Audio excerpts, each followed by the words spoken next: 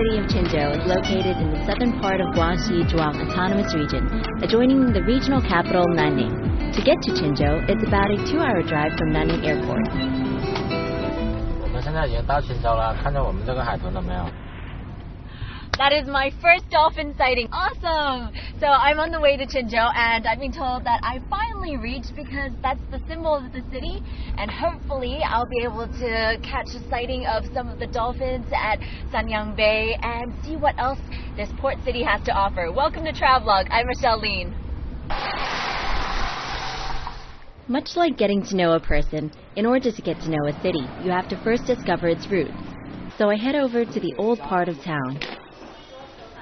Originally, Qinzhou was called Shongshuo. It was first called Qinzhou 1,400 years ago, and the name has stuck ever since. Oh, look at the rain. You know, Dr. Sun Yat-sen once had plans to make Qinzhou the second largest port city in China. Nowadays, while it's not as famous as other ports such as Qingdao, it's still a place that I hear is very diverse and has plenty to offer. And my first experience of this city is the subtropical oceanic monsoon climate. While I originally planned to avoid the peak rainfall periods between June and August, it seems I've managed to catch the leftovers of the rainy season anyway. So I decide to spend some time indoors and head over to the former residence of a local national hero. Li Yongfu was a Chinese soldier and commander of the Black Flag Army, a group of bandits that were predominantly made up of ethnic Zhuang soldiers who rode with black-colored command flags, hence the name of the group. The residence, called Sanbaotang, was commissioned by the Vietnamese king of the time as a gift to Liu in recognition of his success in battle on behalf of Vietnam. The building is a remarkable example of Qing dynasty architecture, and walking through the courtyards and halls, you'll find national treasures spread throughout the compound, as well as some Western influence I assume he got from the French armies he defeated.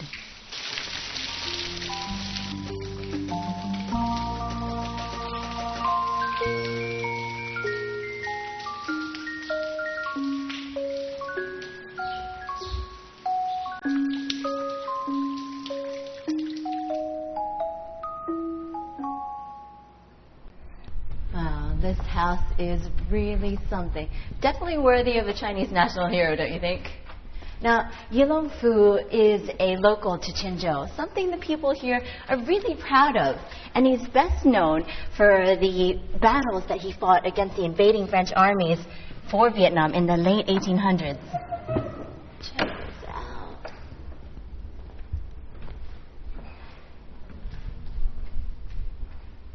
But, you know, beauty aside, because of his status and military background, he was also a really cautious man. So you'll find a lot of secret tunnels and underground passages and rooms within his house that lead to the outside. If you come here, check this out. Do you hear that? That's really hollow. It means that there's a secret room downstairs. And in the past, the entrance to this passageway used to be covered by a fake wall. Nowadays, you can just, walk inside and take a look. Can I get some light?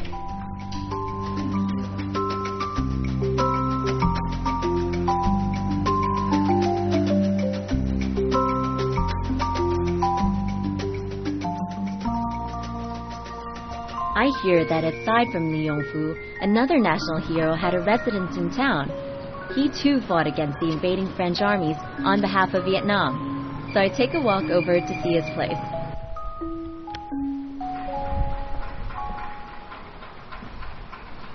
Feng Zichai was originally a bandit, but he later became a general in the imperial army of the Qing dynasty.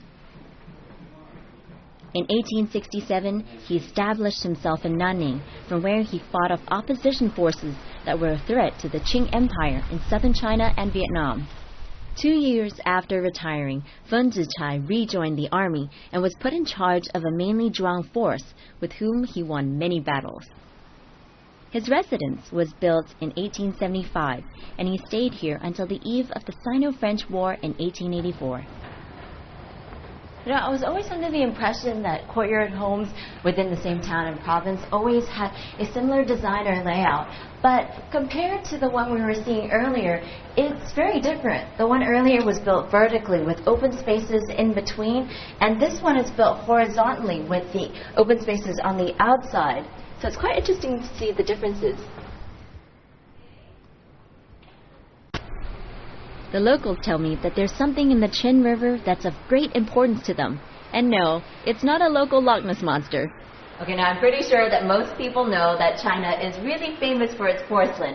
But a lesser known fact is that its pottery is also really great. And there are 4 places in China that are especially known for it. Sichuan, Yunnan, Jiangsu, and here in Guangxi. This is the stuff that they produce. Isn't it beautiful? Look at that. But what exactly makes it one of the 4 best in China? Well, I need to find out. And who better to ask than the masters themselves? I meet 2 professional sculptors who make Nising pottery using the clay from the Chin River.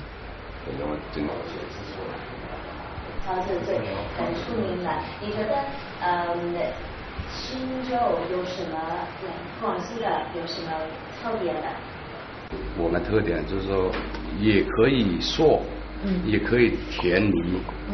当然，很大的特点还是表面的雕刻起来。所以我们的特点就是这样的。刚才咱们说的窑变啊，它变化的很丰富，而且它显示出来一种金属的质感啊。你知道样子，但是变化你不知道。是心里没底哈，还没掌握啊，所以也可以这样说，它火中求宝。所以确实刚才说的哈，还有一个你看，这整体那么大，你上面那么小，它倒是多少都会有点拉扯啊，烧的时候。陶瓷它有个收缩力，如果搞不好的收缩的话，它就会裂开。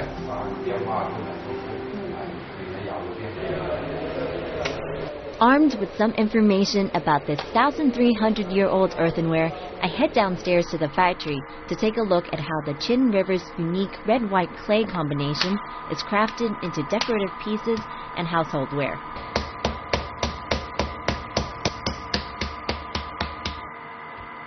One of the best things about Nising pottery is how malleable the clay is. Unlike most clay, which is difficult to work with when creating a larger piece, the potters here are able to make extremely tall vases just on a potter's wheel. Though, as I soon found out, it also depends on your skill level. See, this is a piece you won't find everywhere. A Michelle Lean original, I suppose.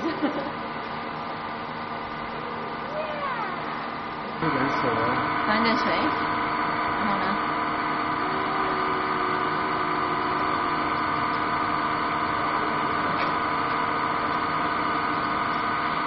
This is modern art. Okay.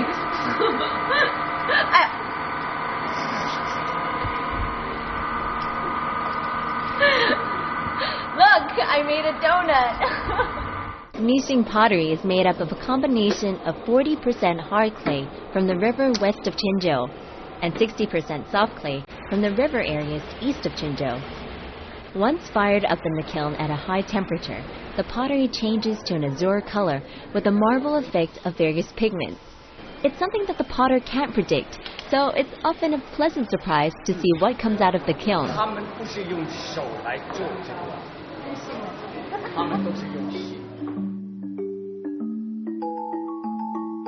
Nising pottery is also known for its fine carving.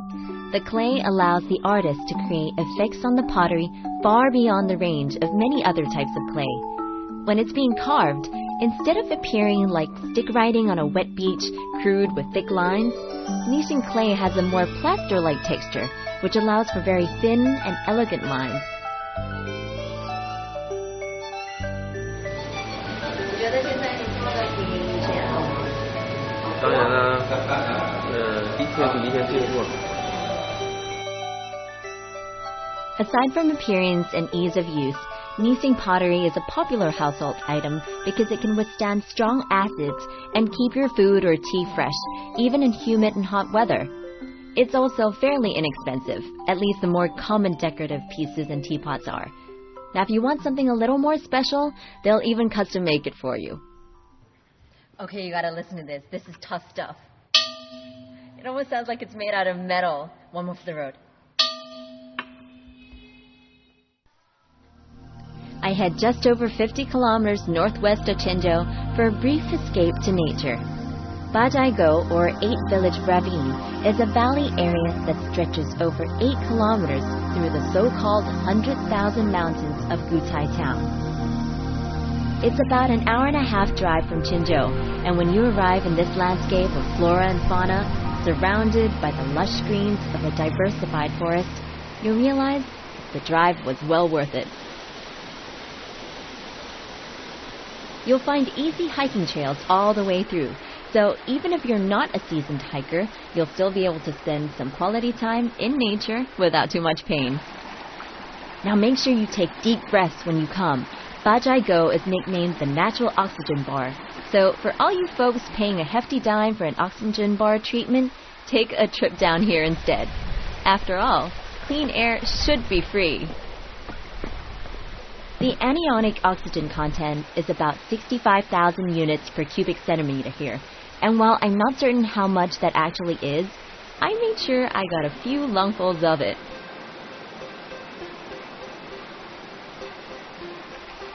People say that the best time to visit the forest and scenic area of Bajaigo is during summer, but I think this may be because not many people have visited in autumn.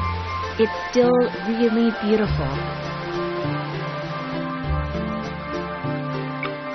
Though I suppose the only disadvantage is that when you're constantly being taunted by the sight of the 40 freshwater lakes filled by the natural springs in the mountains, which you'd be able to swim in during the summer, but it's naturally far too cold now.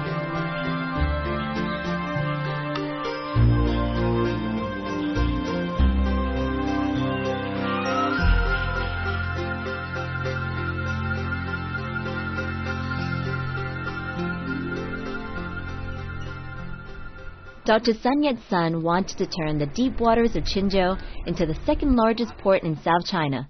Today at the port, you'll find one of the largest statues in Asia of the respected leader. From the port area, I travel east to Sanyang Bay, the playground of the white Chinese dolphins.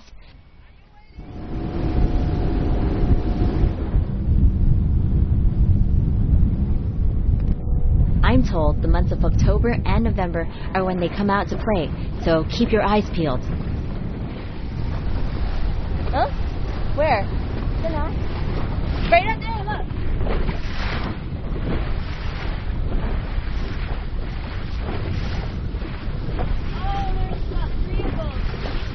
Oh, there's 3 of them. Do you see those? That's what Sanyang Bay is known for, white dolphins. It's one of the few places in China where you can see them.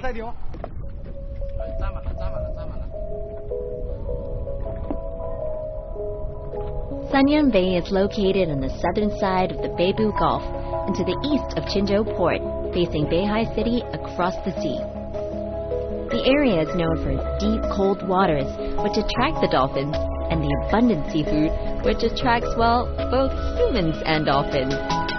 It's the only place in China where you'll be able to see these rare Chinese dolphins in the wild.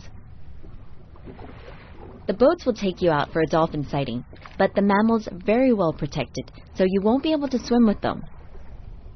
It hasn't been overrun with tourists yet, so you'll probably find more seagulls out at sea than people.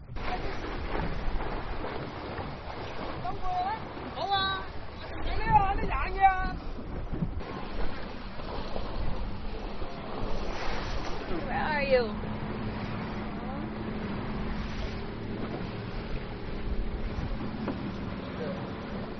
A little bit hard catching them on camera though, because they're just real quick. Just everywhere right now, underneath, and you see all these little fishes like jumping about, and I'm taking that as a sign that there's a dolphin chasing them from behind.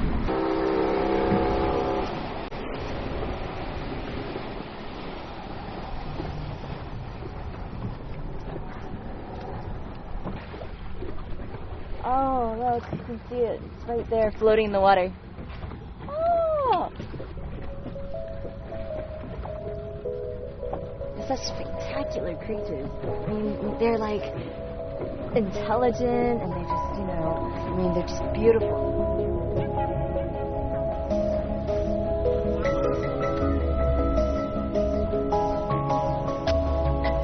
With midday approaching, the dolphins seem to disappear. So I head back to shore and end up meeting a convoy of retired locals who are riding around Qinzhou together. I'm riding off with some old biker boys.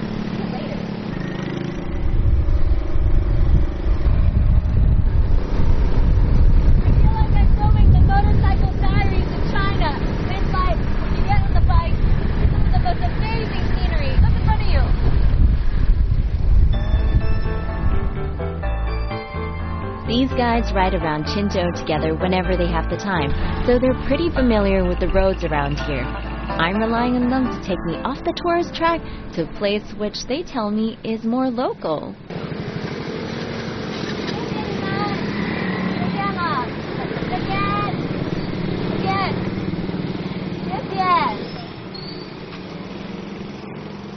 They're real nice. They just dropped me off at this temple by the sea, so we're gonna go and check it out and see what it's all about there. In Chinese, Fu Bo means to control the waves and tides. It's a status accorded to certain people who become revered as gods in death. This temple was named for the respected Eastern Han Dynasty general Ma Yuan, and the locals come here to pay their respects and worship him.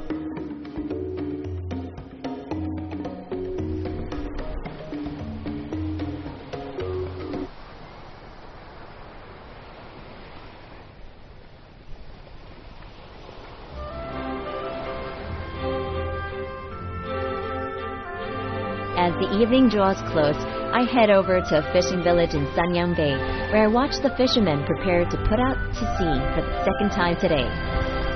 I've been told that they go out daily, once before sunrise, and then again just after sunset. It's a pleasant and relaxing time of day. The women and children sit at leisure on the beach, mending the nets to be used for tomorrow's fishing.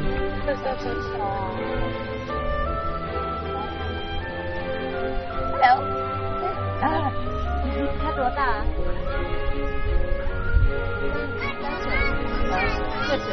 Look at that.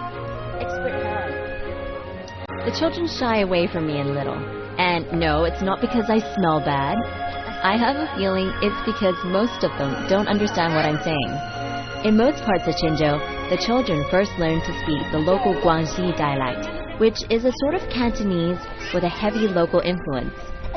Then they study Mandarin in school. Anyway, for now, they're a happy bunch of kids who get a kick out of using our cameramen to push their hammock. After you're done dolphin watching at Sanyang Bay, don't just go home.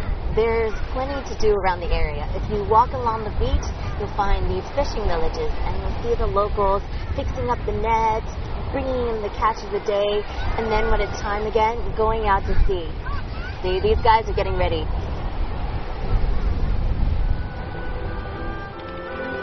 Fishermen here supply seafood to the nearby restaurants and suppliers in Qinzhou City.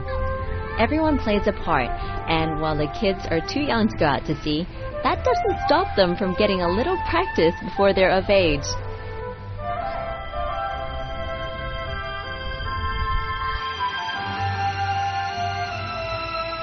One thing you shouldn't leave without doing is eating the fresh seafood that has come straight from the sea in front of you. There's a large variety, and it's cooked to order, so it'll be fresh and steaming hot when it arrives at your table.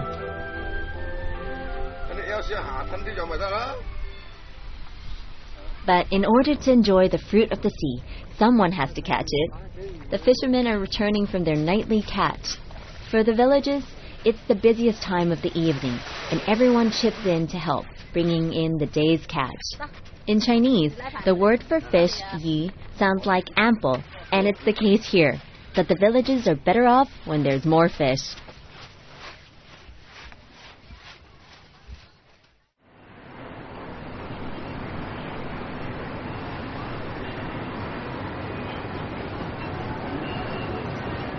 I don't want to get in the way, so I head back to the city.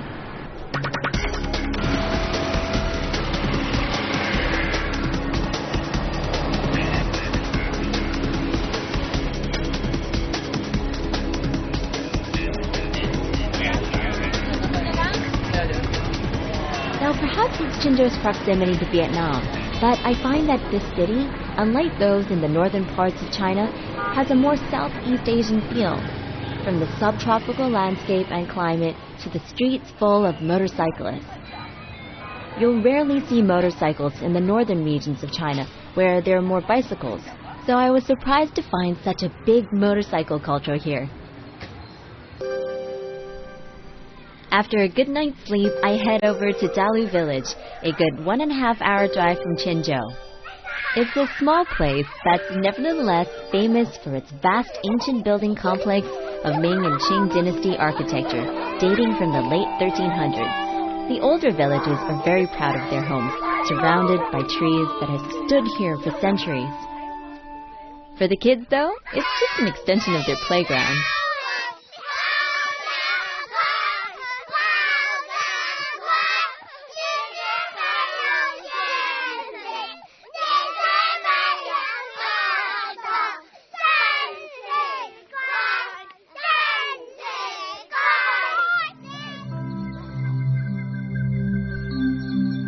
Architecture aside, Dalu village is also famous across Guangxi for its antithetical couplets.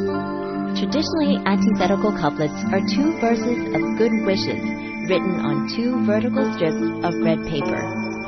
The first or upper line is hung on the right side of the door, and the second, the lower line, on the left. It's a traditional art form that you'll find attached to the doors of homes, businesses, and temples throughout China. The couplets correspond with each other by sound, pattern, and meaning in both the words and the phrases. I'm told that the antithetical couplets are traditionally drawn from top to bottom on red paper because the color is considered auspicious in Chinese culture. While I don't understand the characters he writes, I can tell that his calligraphy is beautiful just from the brushstrokes. The couplets often reflect traditional values, though much like Chinese poems, the meaning, wit, and wordplay of antithetical couplets is often lost in translation. For thousands of years, it was a key method of teaching traditional Chinese. Nowadays, it's an art form that has almost 2,000 years of history.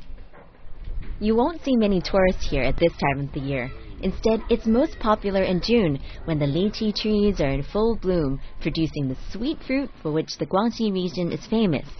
You know, Dalu village is a pretty popular destination over the summer months, but, unlike most tourist destinations, everything's pretty much been left in its original state. So you'll find houses here that date back to the Ming and Qing dynasties that still look the same as they did in the past. Well, give or take the aging.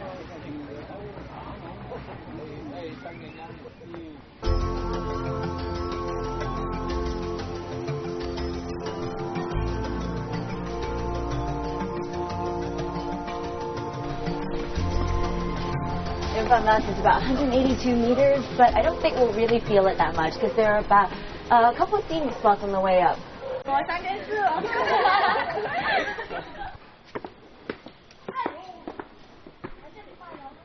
Liufeng Mountain rises in the center of Lingshan County town, beside the Mingke River. There are some 30 scenic spots on the way up, and my first stop is a temple built into the mountain. 你为什么这样磨石头？你为什么这样磨这个石头？他们说这个摸了之后，我们开了光05年啊，一些老和尚还有西藏那2个活佛，开光之后呢，摸的人摸了之后啊，就会保佑你心想事成。就怎么摸啊？他只是呢，有什么方法还是？没有什么方法，他只是寻求一种心灵的寄托或一种灵感。有点冷。This monk has just told me that it will bring you good luck if you just touch the stone, and most of it's a natural formation. Like right here is a dragon. Well, this is obviously being carved, but the words in front are actually pretty much in its original state with a little bit of work.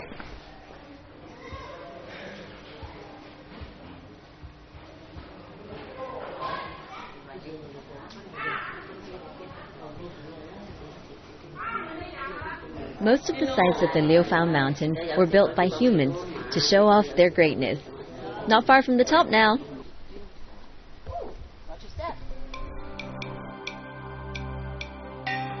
While climbing, you don't even realize that right next to you, on the other side of Liufeng Mountain, is a bustling city. Well, not until you reach a high enough point, anyway. But more than just a pleasant hike up the mountain, there are pavilions, caves, and temples here that date back to the Song dynasty.